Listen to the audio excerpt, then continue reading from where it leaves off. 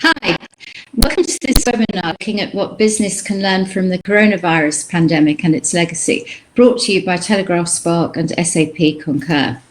I'm Heather Farnborough, and shortly I'm going to introduce our panellists and ask them to tell us a little bit more about their roles. Hi Ryan, good to have you with us today. Thank you, Heather. Appreciate the opportunity to join you. Would you like to tell us a little bit about your role at SAP Concur? I'd be happy to. I'm the senior leader for our SMB team, and that's focused on the businesses which have a certain number of employee size. SAP Concur has chosen to have specific resources and teams allocated to this segment of the market to ensure that we have the appropriate focus, strategies, and resources available to drive their success. And I have the distinct pleasure of working with those resources to ensure that we have appropriate alignment and drive continued success for our customers. Sounds good. Now we're going to be joined by Natasha Stein, who's Chief of Staff at Bulb. Hi, Natasha. Please, will you tell everyone a little bit about what you do at Bulb? Yeah, sure. So I'm Bulb's Chief of Staff. It's a fairly ambiguous title, but at a very high level, it's aligning the company's strategy and priorities with what everyone and all the teams are doing. As well as working on a range of special projects. So examples include fundraising, and most recently I took on the additional role of Head of Revenue Assurance. So a small job to do every day. Very. And now I'm going to introduce one of your colleagues actually at Bulb, Tom Frayne, who's Chief People Officer. Hello. Hi Tom, good to have you with here today as well. Great to see you too. Yeah, I'm the Chief People Officer at Bulb, so that means I'm responsible for bringing great talent into Bulb and making sure they have a brilliant experience while they're working with us. And I'm also responsible for our physical workspaces in the UK and in the other markets in which we operate. Good, thank you very much everyone. I'm wondering what you guys at Bulb actually have learned most from the pandemic, and whether some of the things you've learned you'll be carrying and initiatives that you've begun. Will you be carrying those forward with you? Yeah, I can. So there's a range of things that we've learned. We had to respond in a very agile manner. I remember the Friday very distinctly when we decided that our entire team was going to work from home. We actually had, like, in the garage downstairs, computer monitors for everyone to pick up, and it just, Friday we were all in the office, Monday we weren't. But I think that agility was something that Bulb has always been good at, but really came to light the most during the pandemic and when this crisis erupted. In terms of what we would be taking forward, in terms of our business operations, there was a range of things. One of the priorities for Bulb is to provide excellent service to our members. It's something that we've always prided ourselves on, and it was a big focus for us to continue to do during this crisis. What we changed, or got better at rather, during the pandemic was providing additional support to our members who need it the most. This included having a special dedicated line for over 70s, sending loaded prepaid, topped up prepaid cards to our members who may not have been able to access locations where they could top up themselves, and also providing additional products for members who are financially vulnerable. So those are things that we definitely want to take away after the pandemic and continue to make sure we continue to improve.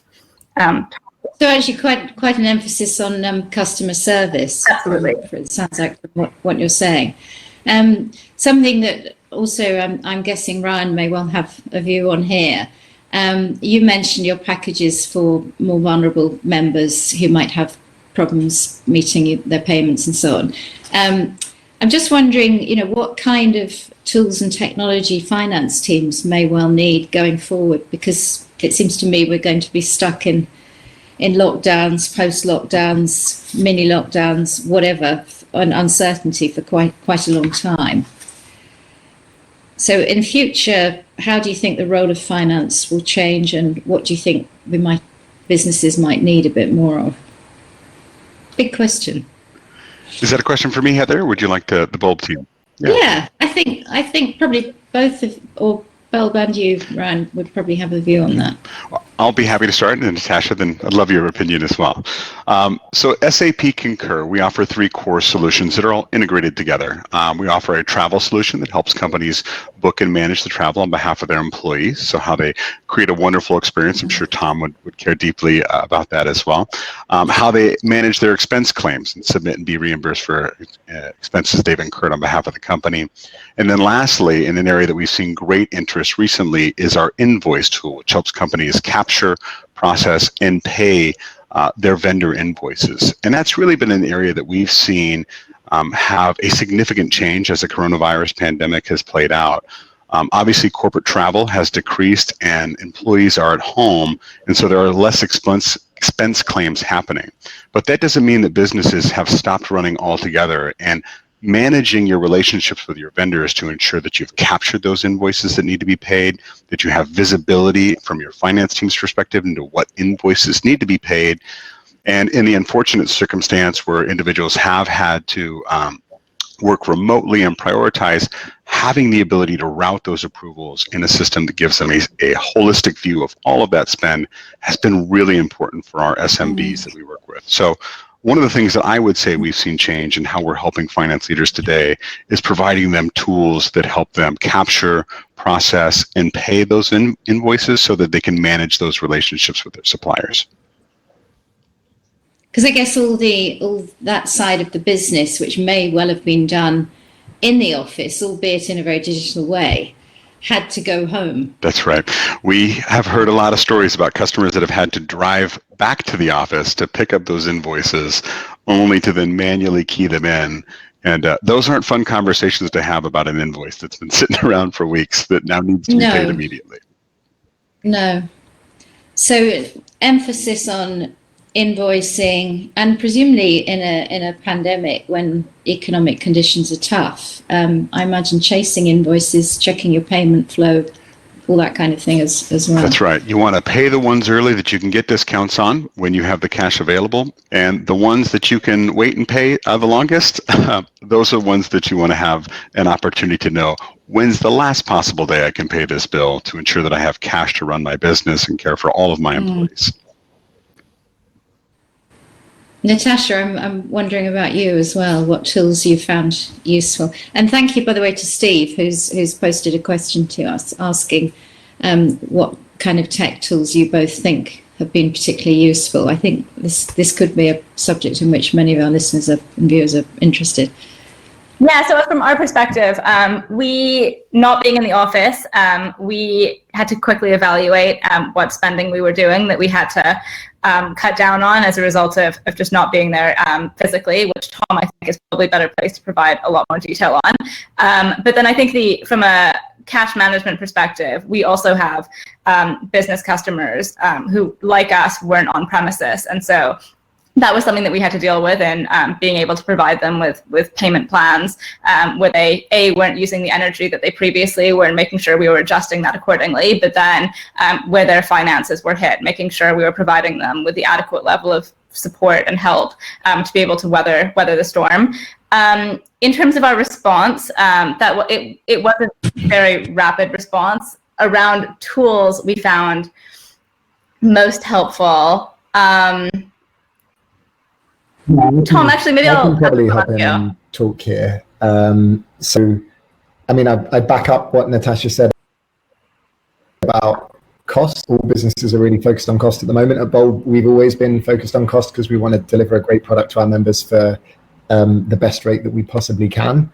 But like Ryan says, spending didn't stop. While our team might be traveling less and spending less money on things like socials, which required them to get together, we provided them with a budget to spend on setting up their remote working environment so they could be as effective as possible. And managing those claims and working out which claims fit within our policy and fit outside of our policy needed some close management and a good system. I think the things we've really relied on from a systems perspective as we've been remote have been the tools that we use to communicate with our team and with one another. So, you know, I'm probably not the only one who looked at articles from companies like Slack and Zoom about the crazy increase in volume that they saw at the beginning of the pandemic. We noticed ourselves using that a lot, but we also have tools we use for anonymous employee feedback, for example, that we use loads more at the, well, that have become even more important as we don't have face-to-face contact with our team members. And we've experimented with loads of different platforms that help people stay connected and help us make sure that everybody's safe. Ryan, I'm imagining that it's been a sort of slightly strange time looking at business travel, and of course it's early days, and I know you're currently someone who's directly impacted by restrictions on business travel or travel at the moment. But how do you see it changing in future? What's going to happen? Will we still be going to conferences one day and no longer doing this on the internet, or? Yeah, I think it's a lovely question. I think that there's a lot of individuals that have weighed in on this already, and I think that the resounding feedback is that this will have a lasting impact. Business travel will change, and I think that wanting to ensure that travel is absolutely necessary and ensuring that your employees are safe as they're doing so, and that you as the employer have visibility into where your employees are at any given time in the event another lockdown or global situation happens, and having understanding of how to engage with them will become more important to organizations. So my take on this is maybe slightly different than some of the other individuals that are out there that think that it will take a very long time for travel to come back. I do believe that there's a very human nature that people want to maintain with their business counterparts, and that the recovery will draw that out of individuals, and they want to travel, but they'll want to do so safely and with great confidence, and having tools in place to ensure that your employees feel protected and that you as an organization are giving them tools to allow that to happen within your policies will become even more important. And in fact, we have seen a lot of our customers preparing for that event, which is what leads me to believe the recovery will look different than how some are perceiving it. That's quite a nice optimistic outlook, actually. I'm feeling much more cheerful now I've heard that. What about you guys at Bulb? How do you think things are going to change in future? And it's a really interesting. Will you be traveling to see your customers as much? And yeah, it's an interesting time for us actually, because we launched our international operations at the beginning of this year. So we started Texas, France, and Spain. We're supplying energy and gas in those markets. So naturally, with launching new markets, you would have expected that travel and that interconnectedness across the company would increase. And I would say the interconnectedness definitely is still there. It's been really important, as Tom said, that we better utilize the systems that we have available to us. So, I mean, he mentioned Slack and obviously video chats, but also just in terms of transparency and having that constant dialogue with the teams who are obviously international, but of course, the team present in the UK as well. So I don't foresee that we will have to rapidly increase travel. I think the way that we've set up our communication structure has worked quite effectively. The senior leadership team sends a daily update email to the team every day with the most important things that have happened in the business. We have a weekly all hands, which includes international teams, every Friday at 5 p.m., where we also do a feature called Meet a Bulbarino, where a joiner from wherever, so right now we're featuring more international people, or more international team members rather, present their life story, their past, present, and their future. Yeah, so I would say that we have improved the way that we communicate to our team members based on this, and hopefully this will stick so that we don't need to increase our carbon footprint following this. And then we've also, of course, launched our carbon calculator over the last couple of months, so we're all quite conscious about how much our footprint is increasing. yeah, I mean, in some ways it feeds into your sustainability theme, really, at Bulb. But perhaps not for the kind of reasons that we might have hoped to anticipate. But I wonder, following on from what Ryan said earlier about there will be travel again, but the emphasis will be more on safe travel. Do either of you see the possibility that, as well as safe travel, there'll be more emphasis on good carbon use travel and sustainability as well? Well, I'd like to answer that if I could. I think that what this coronavirus has done for us has given us a moment to pause and evaluate a lot of our priorities. And I think it will be things not just like your carbon footprint and sustainability, but also I think, as you mentioned, I've been impacted by the travel, and I'm still in the States, and we've seen quite a movement from the Black Lives Matter and how businesses are wanting to support racially diverse businesses. And so giving them tools that allow them to take action against their corporate initiatives, whether it's sustainability or whether it's racial inclusion and diversity, I think we will see as a result of this, things change. We've now seen what's possible, and it will be the individual contributors, the employees, the frontline individuals that want to do good. And it's about organizations giving them tools that allow them to do so without disrupting their business. And so to put it plainly, what that means is, can you purchase a solution, and albeit I'm a little bit biased, I do work for SAP Concur, but can you deliver them a solution like Concur that allows them to say, these are the vendors that comply with our opportunistic view of what's possible, what is my carbon footprint, how do I manage and understand that, and give them tools, as I said, that align with corporate objectives so that we can allow our employees to deliver the change that we know is possible, but it needs just a little bit of help to get there. And I'm wondering whether this in future will just be another consideration for travel teams in the way that they tend to look at airline safety records, key personnel, insurance, how many people travel together, that kind of thing. It'll just become second nature to tick. That's right. Carbon impact, and is this journey necessary as well? I'm wondering whether I wouldn't mind hopping in quickly there. I mean, we thank you. Come in, Tom. I'm just going to turn my camera on.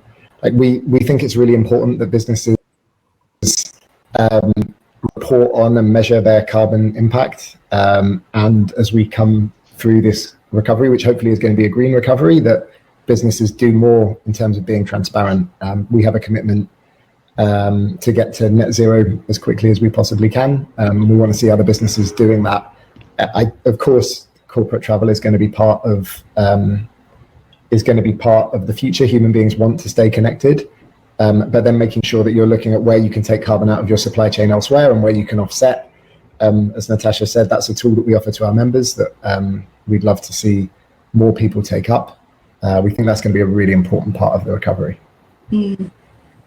Are there any of the challenges that all you guys have faced, both at SAP Concur and Bulb, about working in the pandemic that started off as, how do we get around this? This is a problem, and actually became the spur for some kind of innovation or a new form of technology, or thoughts about how you might do it differently in future? I'm just wondering if there were any silver linings, I guess. I guess I'll answer this very quickly, and then I'd love to hear what Natasha thinks. We were concerned when we started thinking about how it would be able to deliver our entire service remotely. We'd never had a day where our whole team worked remotely before. And we learned very quickly that it is possible for us to provide great service to our members and to run our business without having people in the office.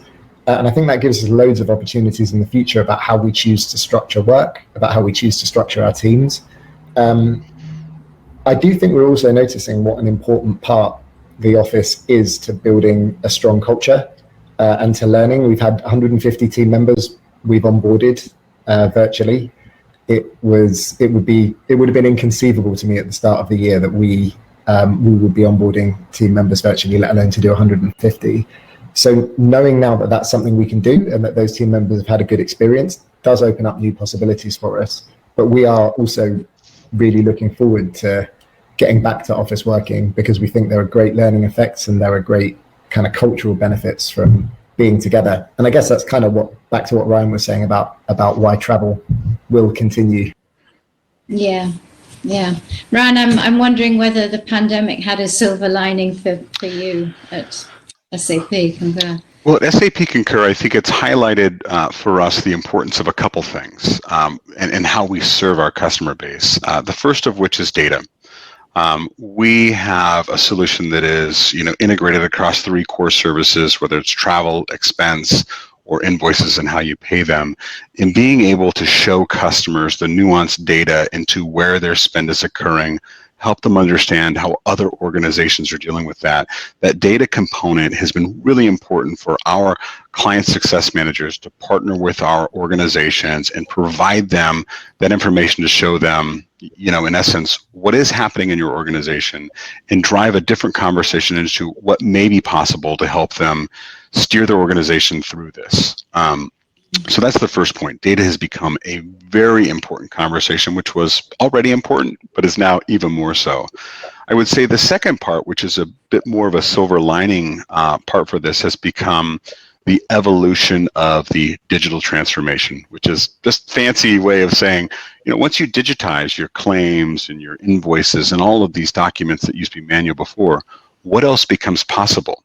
And I'll give a quick example here about VAT reclaim.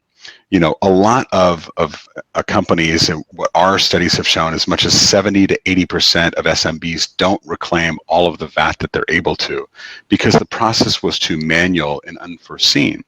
And once we began to help them digitize those documents and push them into a format that gave them greater visibility through the data, we were able to use our APIs and other pieces of the technology to extend that.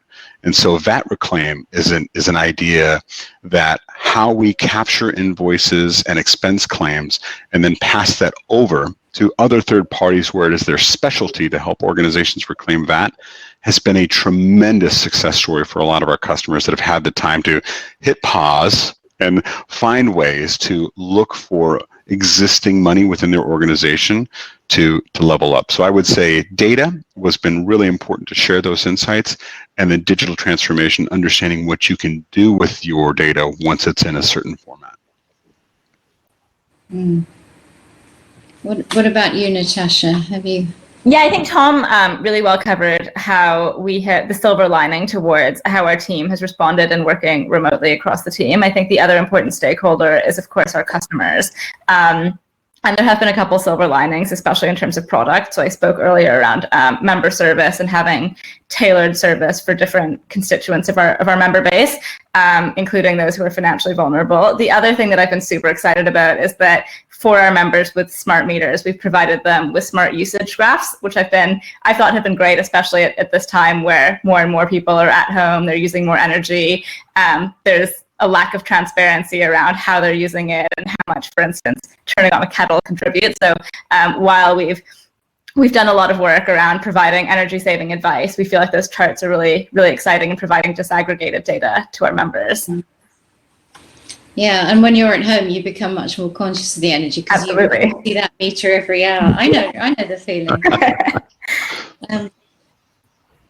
There's actually a question from one of our audience asking to hear a bit more about Bulb's carbon calculator. And I wondered if you could just spend a minute or so, half a minute, talking us through that a bit for Claire. Yeah, sure, absolutely, happy to. So if you're a Bulb customer, by nature, you are being supplied with renewable energy. So your home and your electricity and gas is carbon neutral, but there's no way until the carbon calculator, for you to look at what's happening outside of your home, your travel, your food habits, your shopping. So what the carbon calculator does is it takes you through these relatively seamless steps where it asks you how many times do you take X type of transport, how many flights of various different lengths did you take in the last year, how many times a week do you eat meat, how many times a week do you eat fish, etc. And then after, it will tell you the amount of tons of carbon emission that you are responsible for. And then the next step, which you can do using our carbon offset tool, is that you could pay to offset your carbon emissions. So this provides us an opportunity for us to help our members become carbon neutral, not just in their homes through their electricity and gas, but also in everything else they do. And if people wanted to find out more at the end of this webinar, should they go to your website? Yeah, absolutely. It's just bulb.co.uk/carbon calculator. Okay. The survey is fun. It's a really good way to learn about your emissions, your profile. Yeah, might give some of us a bit of a shock, I think, possibly. I'm picking up in all this, the sort of changes, more people working remotely. Do you think that trend, ask Jasmine, will continue in the long run towards more people working remotely? Have we got so used to it and we quite like it, and we can see how much our energy costs when we boil a kettle for our coffee instead of going to the machine? What do you guys think? Yeah, I'm happy to. Less travel, more remote, better tools? What Bulb actually had the possibility to work remotely. So we had a no meeting Wednesday policy prior to this crisis. Because we didn't have meetings, it meant that it provided the opportunity for our team to work from home. What we expect to see is that given people got so used to working from home and there's less of the pressure to be in the office in person for important meetings and decisions and debates, we think that's going to become more seamless. We've always wanted to have the flexibility of doing both. But as Tom said, there is the importance of getting to know your teammates, feeling the values and the culture and the atmosphere being in the office. So we think that a hybrid model is definitely going to work quite well for us. But Tom, open to your views as well, because you've thought a lot about this. It's going to be a bigger part of our mix. But I also think that there are loads of companies out there who might work in a different way or have a different profile of team member or be located in a different part of the country or the world, who will decide that going remote is the right thing for them. And so I think as a society, we're just going to see more remote working and more comfort with that. And that's probably a good thing because it gives people more flexibility. One of the things that's come out of what you've all been saying is the importance of being able to be adaptive and to be agile, which of course is one of the great strengths that small, medium-sized businesses and startups often tend to have. But the other to me is technology, because when we're not working in offices, we're not getting the plus side of being in an office or going to a conference or meeting people. So actually most of us don't want to spend so much time on our computers because we're doing all our meetings on our computers. How do you think the role of technology is going to change and go on changing? If I could weigh in here, I'd appreciate an opportunity. I think the way that we've approached this is to help our customers automate and create efficiencies in process that focus on business outcomes. As you said, we're so engaged with technology these days. We want those experiences when you do engage with the technology to be pushing you towards the business outcomes or initiatives that you're passionate about. So what we are acutely focused on is creating the right process automations and creating efficiencies and policies to align with your business outcomes so that when employees are having conversations, especially remotely, they're able to have proactive conversations and value-added conversations so that you don't have to focus your energies on dealing with the negatives and being reactive to problems that exist in your business. And so while we agree that, the nature of remote working will change for some time, we think our role is in delivering tools that minimize the amount of work that you have to do in the technology, and the work that you do accomplish is a very much so positive and value-added experience between employees, their suppliers, and their customers. Natasha, Tom? I fully agree with that. I think that we've been really lucky that this happened when it did, and that all the technologies out there enabled us to be able to move to remote working with such agility and with very little disruption. I think, as we said previously, with moving towards a hybrid model, but then also having international teams, it's important that we continue to adopt more and more technology that does enable seamless working from different parts of the world and working remotely in different working models. So we're definitely going to keep our eye out on what else is out there and ensure that we're adopting the latest productivity tools and communication methods and everything else that helps with different working styles. That's a very positive message, I think, that we've heard today. And it sounds like the future could actually be quite fun. It might actually be a bit easier. It might involve a bit less traveling when we don't want to travel and still traveling when we do want to travel, using all the tools that Brian is providing for us. And also, I imagine it has spurred up the interest in digital utilities, digital supplies, measuring carbon. And as you say, we've got those tools now today in order to really make sense of all the data that we have and learn from them. So thank you very much, and thank you for actually bringing us quite a cheerful perspective on the legacy of the coronavirus pandemic. I'd just like to thank very much Ryan, Natasha, and Tom for sharing their views with us on those things. Thank you very much to those of you who've sent in questions. I've tried to cover a few more as we've gone through the webinar today. And finally, thank you very much and goodbye from all of us at Telegraph Spark. Thank you for being with us today. Thank you. Bye.